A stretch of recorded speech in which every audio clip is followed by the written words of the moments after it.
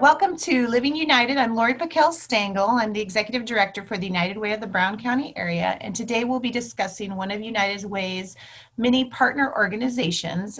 We will be talking with representatives from CADA, or the Committee Against Domestic Abuse. As a part of the United Way's mission in Brown County, we provide support to as many as 30 different health and human service nonprofits in Brown County each year. We call these organizations our partner organizations or agencies because we're all working together to make Brown County a better place to work and to live. The United Way, through our annual giving campaign, helps to fund the organizations and agencies through annual grants that we provide. This is done through a committee of local Brown County residents who, along with our staff at the United Way, research and help to really try to pinpoint the grant programs and projects that will best serve our local Brown County communities. Another important part of the United Way services to help connect people to the resources they may need when they need them. We do this in many different ways, and one is our Living United show that you're watching right now. Its sister program is on our local KNUJ station, radio station each month, and we hope you'll tune into that as well. Another is through our online and printed booklet directories that we provide, listing local services for our kiddos in our community and also our senior citizens. And of course, each of our 30 partner organizations who help us with funding each year can be found on our website, which is www.unitedwayofthebrowncountyarea.org. So no matter what resource you might be needing, take a look. We probably have something on our website, or you can always give us a call as well at the United Way office. So United Way is super excited to have one of these partner organizations with us today to discuss their organization and the programs that they provide in Brown County. So I want to welcome Sarah and Ray with CADA. Welcome, ladies. Hello.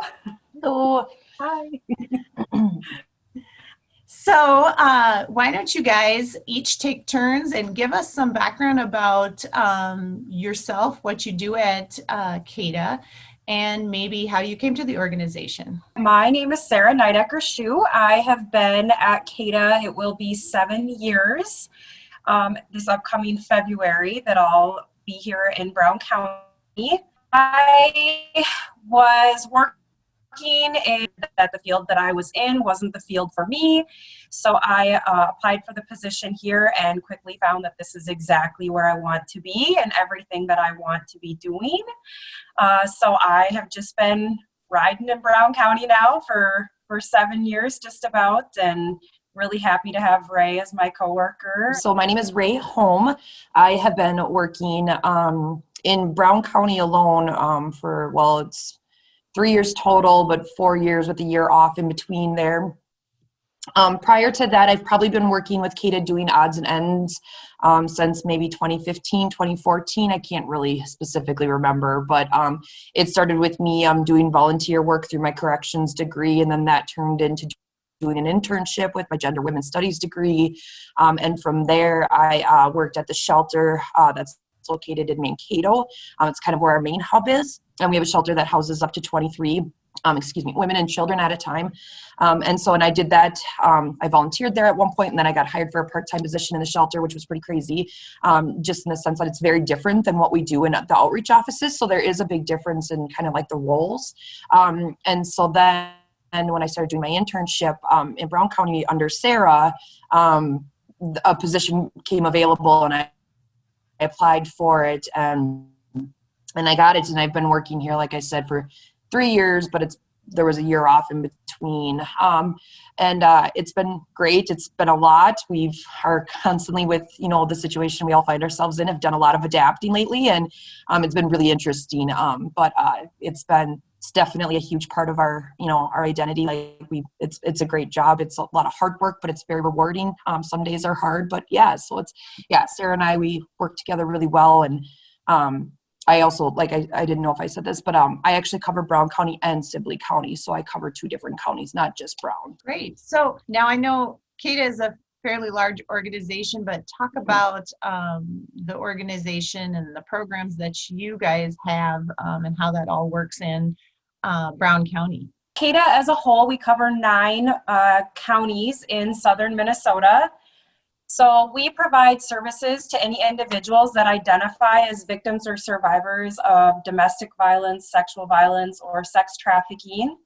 And then in Mankato, like Ray talked about, we do have a shelter, but in all the other counties, we provide community outreach. So things that we do here in Brown County is if somebody is assaulted and they want to report to law enforcement, we can go with them during that report, just as like a support person. Same with if somebody needs to go to the hospital after being assaulted, we can go with them and support them during that process and explain to them what that's all going to look like.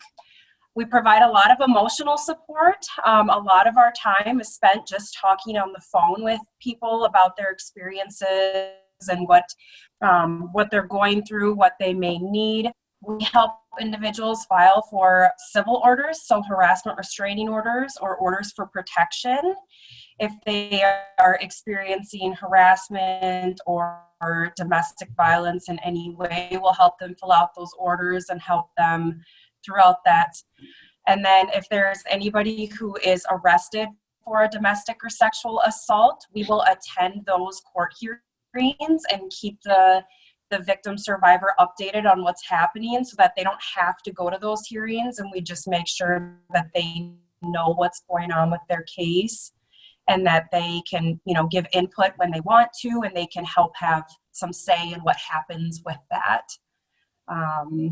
We provide on-call services, so there is an advocate on call all the time.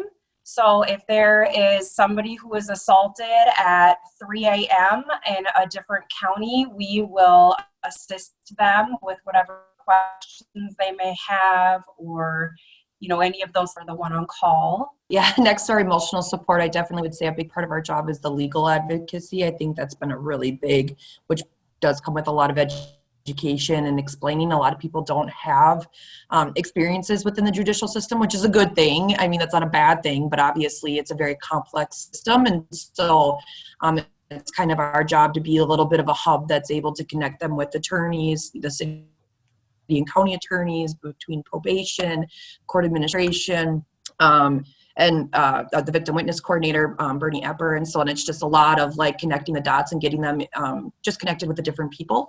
A big thing of like where our resources go within Brown County is we can provide hotel stays. So if there is a situation where a victim is like in immediate need of like somewhere safe to go and they need to get out of the home, we can provide a hotel stay. We are also able to provide gas cards, Walmart cards, so all these kind of different gift cards, obviously pretty specific to our areas. We've got Greens and Quick Trip and Walmart and and so we try to provide those. So those are where a big deal, I would say, of like a lot of our funding like specifically goes to, is just to that immediate like help. And so then the goal is obviously to get them, the help that they need, immediately to get out of a bad situation and get them safe. But then after that, it's a lot of the planning for the long-term like goals and safety planning and like where are we going to go and what's the next option, because obviously staying in a hotel isn't ideal forever. I mean, that's not obviously our goal. So but a lot of our immediate funding goes to that right off the bat, first time we're meeting, total crisis situation, what can we do to get you safe, and let's do it. So it's definitely, it's kind of a roller coaster ride. Like we're kind of with them through some of the worst, and then ideally we get to see them at some of the really good parts when we're making some good progress, but it doesn't always happen right away, unfortunately. One of the most important things about our services too is that everything that we do is free and completely confidential. So when somebody comes to us, whatever they tell us stays with us. We can't talk to law enforcement. We can't talk to family members or anything like that without permission from who we are working with. And so I think that's a really important thing about CADA, is just that people know that when they come to us, they're going to be in a safe space to talk about the trauma that they've experienced. It provides a safe space for like where if somebody wants to come in, they don't necessarily want to report, and so obviously when they come to talk to us, I mean, we can talk about the pros and cons about reporting, but we're not necessarily going to make them report. That isn't, we are mandated reporters, so it does fall into a different category, obviously, when kiddos are involved.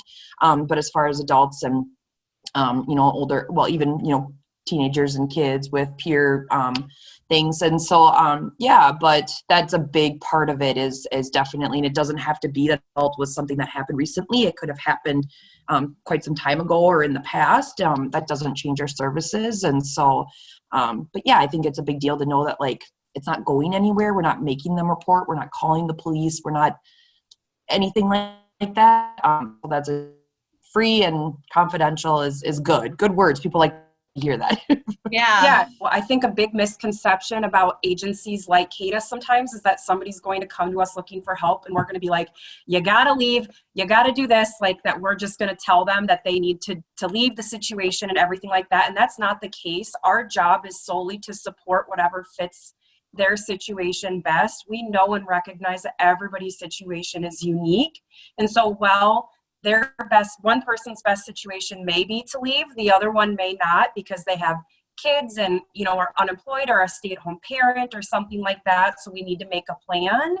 And so I think that's also something that's really important for people to know, is like, if you come talk to either Ray or myself, we're not going to be like, you need to leave, like, and boss them around and tell them what their situation should look like. And it sounds like it's not just you're not just dealing with, like you said, the individual. It's kind of the family or the the whole dynamic of the person, and providing what they need when they need it, kind of at their own pace. So I'm hearing this is not a short kind of program. This can last maybe a year or more or longer. Yeah, you're right. You're with them. That's a really great thing about CADA, and I'm glad you brought that up, is we don't ever like end our services with clients.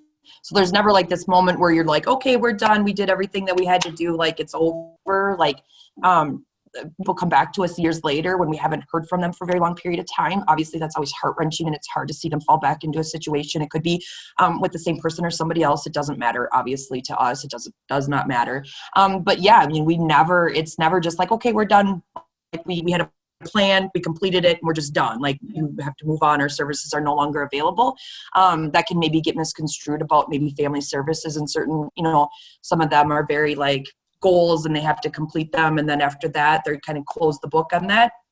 That isn't the case with CADA. We have some criminal cases right now that have been going on for 3 years that haven't come to trial yet. So we're still in touch with these victims and with their families, and but it's definitely as near maybe possibly trial dates and things like that. We're getting all back into touch with each other, and they know if they have questions that we try to provide that very open, non-judgmental space that they can always ask us questions or come to us if something else even would happen to arise in between other things. And so, yeah, it's definitely not like. Some of them are really quick. It might be a one phone conversation, get some, send them some referrals that talk to them a little bit. But some of them we absolutely are still working with in 3 years, that we just still connect. And, so that's, it's obviously makes us happy. We want them to know that they can always come to us. And even if it is just say, I had a really good day today, that's awesome. Like, I'm glad to hear that. Great. With that, it also makes me think that you probably work with a lot of different partners, a lot of different nonprofits and other organizations. Who do you work with in Brown County to make all those things happen for the people that you serve? Literally everybody. I mean, everything. Yeah, all the people that we get to go to the meetings with in United Way. I mean, there's not one that we can't refer people to if it fits. I mean, I would say we're definitely obviously in a lot of connection with Bernie Epper through the Victim Witness Coordinator, in Brown County here. Yeah, we work a lot with MVAC, the Crisis Nursery, absolutely. Numas House, we work a lot with them and try and, get women in there if they need housing. The Salvation Army, obviously a lot of that goes through, MVAC, but it is a big resource up in Mankato too, but I know that there are funding available here too. But yeah, it's really kind of any of those that if it fits and you guys talk about it, or, or in those United Way meetings when everybody gets to talk about like what's up, what's fresh and what's happening. I mean, it's always good to be taking those notes. And if you have somebody in mind, like it's great to get those referrals out and talk to them about the options through the nonprofits.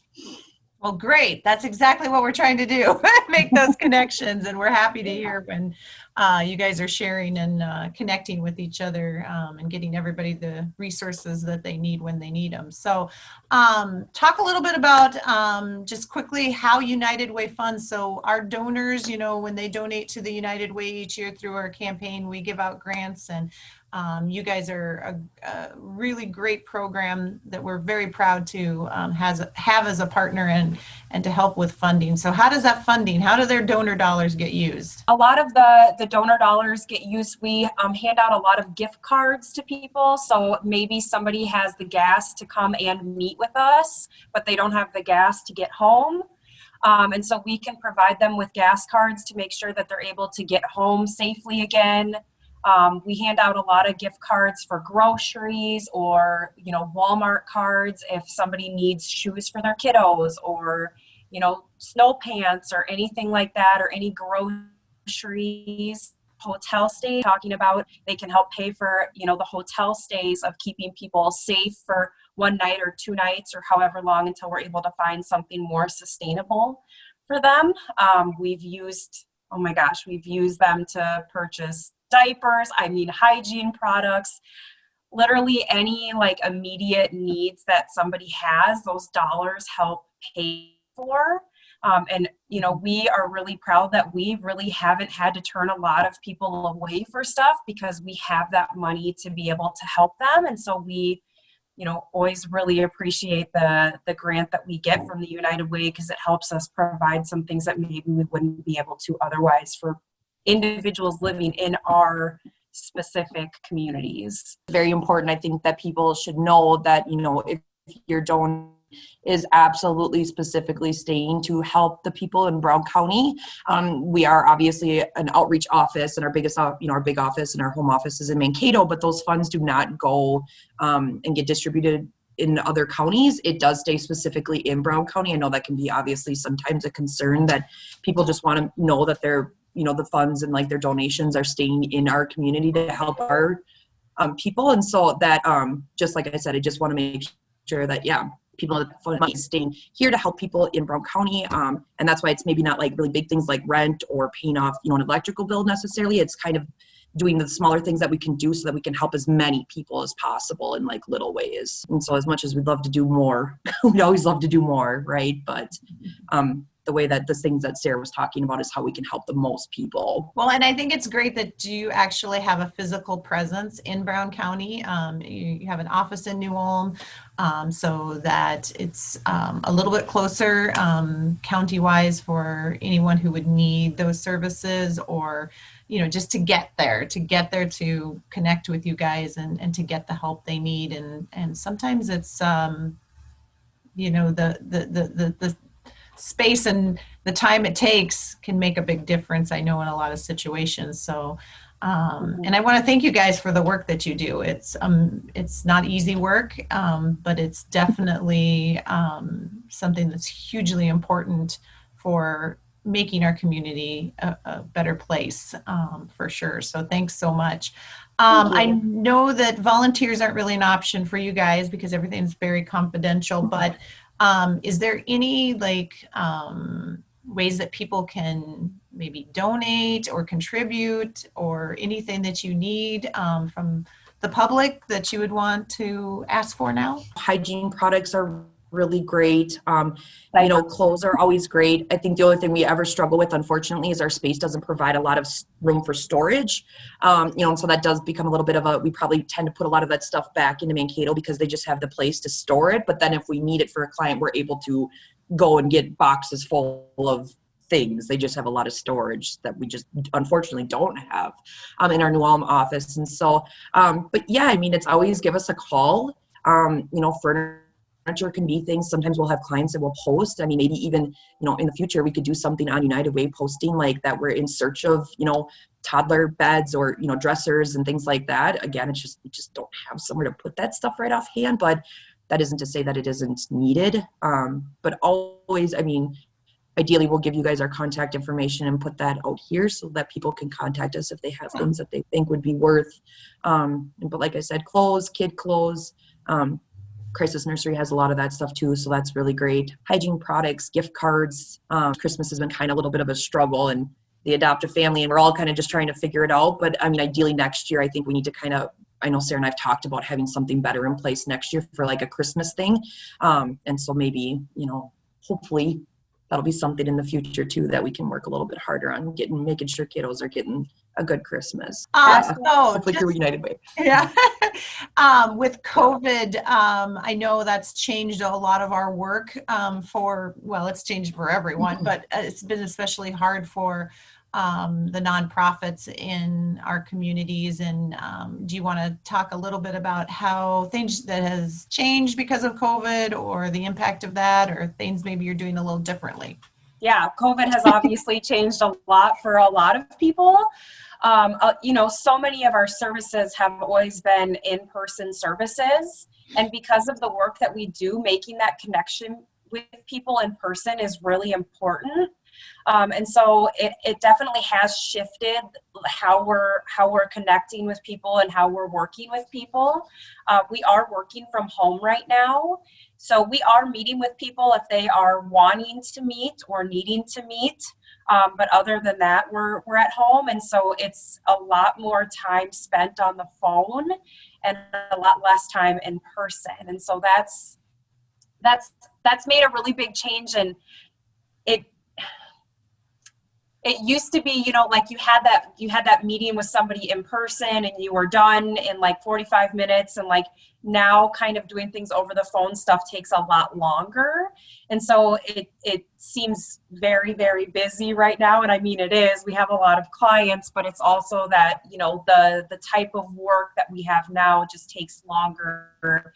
We do a lot of Google Voice, so we're trying to become more like technologically savvy, getting in touch with people. So that has been pretty interesting for sure. Yeah, doing a lot of court over Zoom. Court's not right now currently in person, and so we're doing Zoom court in your house with your animals, and court's happening, and you maybe didn't get out of your jammies that day, and you're just like, this is the weirdest thing ever. Court was a very obviously you're in person, you're seeing everybody, you're connecting, and it's just, and like even what Sarah was saying, like it's beyond crazy. Like a lot of my I've never even seen them. I wouldn't even know what they look like. I mean, I have talked to them for hours on end. I mean, I've worked with them. I couldn't even pick them out of a crowd because I've literally not seen these people face to face, that's really crazy to me. But yeah, I mean, it's definitely shifted things, and I think we're obviously optimistic. But the best part is that if somebody does want to meet, we do have precautions and things set in place so that we can still meet people in person, and like Sarah was saying, so that's really great. But hopefully this just isn't forever, right? This isn't the new. Like, hopefully we'll be moving forward and be back in the office before we know it. So yes, look forward to it. Let's hope so. Definitely looking forward to that day. Yes. Well, thank you ladies so much thank you for joining me and doing this Zoom to let everybody know about CADA and the programs and all the great good things that you are helping people with in our community. So thanks so much. I really appreciate it, and do really appreciate all the work that you do. And like I said before, if you are needing resources in Brown County, please check out our website. Our partner agencies are listed there at unitedwaybrowncountyarea.org, or always you can give us a call, 507-354-6512.